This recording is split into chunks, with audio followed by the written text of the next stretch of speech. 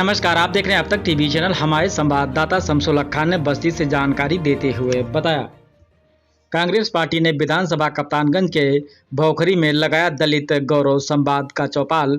दलित गौरव संवाद चौपाल के मुख्य अतिथि उत्तर प्रदेश कांग्रेस कमेटी के प्रदेश उपाध्यक्ष विश्व विजय सिंह ने कार्यक्रम को संबोधित किया। चौपाल में सैकड़ों की संख्या में लोग मौजूद रहे। कार्यक्रम के संयोजक रहे सलाउद्दीन खान। कांग्रेस के मुख्य अतिथि विश्व विजय सिंह ने कहा कि दलित भाइयों के मान सम्मान के लिए कांग्रेस पार्टी ने हमेशा लड़ाई लड़ी है। पूर्व प्रधानमंत्री नेहरू इंदिरा गांधी ने दलित भाइयों को सम्मान दिलाने का काम किया है। कांग्रेस पार्टी ने बाबा साहब भीमराव अंबेडकर के सपनों को पूरा करने का काम किया है। मौजूदा भाजपा सरकार दलित भाइयों को अपमानित करने का काम कर रही है। उनके सम्मान के साथ खिलवाड़ हो रहा है। सांसद सोनिया गांधी ने रायबरेली में अभूतपूर्व विकास कराया था। आइए चलते हैं हमारे संवाददाता के साथ। देखिए, उत्तर प्रदेश कांग्रेस कमेटी उत्तर प्रदेश के अंदर जो अनुसूचित जाति के लोग हैं उनके हितों को लेकर के और उनके जो सवाल हैं, उनके जो मसाइल हैं, उन सब सवालों को लेकर के दलित गौरव चौपाल कांग्रेस पार्टी उत्तर प्रदेश के अंदर चला रही है। उसी क्रम में आज बस्ती जनपद में भी गौर ब्लॉक में भौखरी में ये पंचायत हुई है।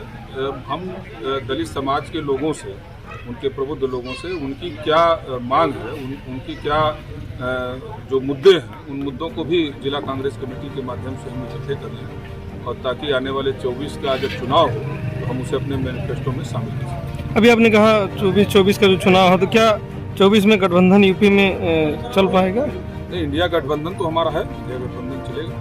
जिस तरीके से अखिलेश का लगातार बयान आ रहा है एमपी को लेकर, क्या यूपी में उनका गठबंधन? नहीं, ये सभी राष्ट्रीय नेताओं ने हमारे इस बात को क्लियर कर दिया कि ये राष्ट्रीय स्तर पर हमारा गठबंधन है और उससे हम 2024 में उसको लेकर चलेंगे। भारतीय जनता पार्टी के लोग निशाना साधते हैं कि ये जो गठबंधन हो रहा है, इस पे कोई प्रधानमंत्री से इसका कोई चेहरा नहीं। कौन बनेगा प्रधानमंत्री से भी? इस देश में कभी भी लोकतंत्र में किसी नाम को आगे करके चुनाव नहीं होता।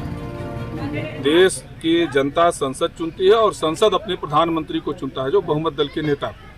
तो भारतीय जनता पार्टी का चूंकि लोकतंत्र में विश्वास नहीं है, वो इस देश की लोकतांत्रिक व्यवस्था में आस्था नहीं रखती है, वो इसलिए वो इस प्रकार के हास्यास्पद सवालों को करती है। जिस देश के सामने कौन प्रधानमंत्री होगा ये बात का विषय, इस देश के सामने जो बेरोजगारी है नौजवानों की, जो महंगाई है, जो इस देश को बांटने की साजिश हो रही है, जो भारतीय जनता पार्टी के लोग इस देश को लूटने में लगे हैं, आज देश की जनता के सामने ये सवाल है, संविधान बचाने का सवाल है। तो मैं समझता हूं कि जो कांग्रेस पार्टी के नेतृत्व में आदरणीय राहुल गांधी जी, मल्लिकार्जुन खड़गे जी, हमारे नेता आदरणीय प्रियंका गांधी जी और जो इंडिया गठबंधन है जो कांग्रेस पार्टी के नेतृत्व में बना है, मैं समझता हूं कि इन सब सवालों पर प्रधानमंत्री जी आज घिरे हुए हैं और इसलिए भारतीय जनता पार्टी के लोग इस तरह के सवाल करते हैं। विधानसभा चुनाव में क्या आपकी सीट, क्या किन किन राज्यों में सरकार? अभी तक जो स्थिति है, जो सर्वे आ रहे हैं, हम 5 राज्यों में कांग्रेस पार्टी चुनाव जीतने जा रही है और जहां जहां भी अब चुनाव होगा, जिन जिन भी राज्यों में चुनाव होगा और फिर आने वाले दिनों में जो लोकसभा का चुनाव होगा, देश की जनता आज त्रस्त है महंगाई से, देश की जनता बेरोजगारी से त्रस्त है, देश की जनता जो योगी मोदी की जो तानाशाही है, जो अहंकारी राजनीति है, जो देश को बांटने की राजनीति है, जो बेलगाम बुलडोजर इनका घूम रहा है, उससे त्रस्त है और उसने मन बना लिया है कि अब कांग्रेस पार्टी के नेतृत्व में इंडिया गठबंधन को 2024 में वो दिल्ली की सरकार में ले आने जा रही है। बीजेपी सांसद जो है हरीश द्विवेदी जी, उन्होंने अभी एक बयान में कहा है कि 2018 में कांग्रेस ने जिन 900 वादे किए थे वो अभी 9 तक नहीं पूरे हुए हैं और हमारी सरकार पूर्ण बहुमत से बन रही है एमपी में। हरीश द्विवेदी की बात मैं क्या करूं, मैं तो उनके मुख्यमंत्री से सवाल करना चाहता हूं। हरीश द्विवेदी को भी इस बात को पूछना चाहिए कि पूर्वांचल के अंदर 300 करोड़ अभी भी गन्ना किसानों का बकाया भुगतान नहीं हो पाया। पूर्वांचल के अंदर 24 में से सिर्फ 9 चीनी मिलें चल रही है, बाकी सब चीनी मिलें बंद है। मैं समझता हूं कि बस्ती के भी जो चीनी मिल है वो भी बंद है और उस पर भी गन्ना किसानों का और कर्मचारियों का भारी बकाया है। हरीश द्विवेदी जैसे लोगों से बात क्या करना। मैं कहना चाहता हूं कि जो मुख्यमंत्री हैं, भारतीय जनता पार्टी का सांसद से लेकर मुख्यमंत्री तक सब रोज झूठ बोलते हैं और जो किसानों को लेकर उनके वायदे थे, जो नौजवानों को रोजगार देने का जो वायदा था, जो महंगाई को लेकर के उनके वायदे थे, सब में वो फेल हुए हैं। महंगाई चरम पर है, बेरोजगारी चरम पर है, जो इस इलाके की गन्ना मिलें हैं वो बंद हो रही है, बस्ती में बंद हुआ, आपका संत कबीर नगर की चीनी मिल को बेच दिया गया, उसकी जमीन को बेच दिया गया, वाल्टरगंज देख लीजिए। तो पहले तो हरीश द्विवेदी अपने पार्लियामेंट जो क्षेत्र है वहाँ के जो चीनी मिलें हैं, वहाँ के जो विकास हैं, एक भी उद्योग उन्होंने लगाया क्या? ये सब कांग्रेस के समय के लगे हुए हैं जो आज बंद हो रहे हैं। तो पहले तो अपने पार्लियामेंट के अंदर जो जनता के सवाल हैं, जो जनता के विकास के सवाल हैं, उस पर हरीश द्विवेदी जवाब दें। देश की बात करना भी छोड़े। ठगबंधन कह रहे हैं, अभी जो गठबंधन है उसको कह रहे हैं ठगबंधन है।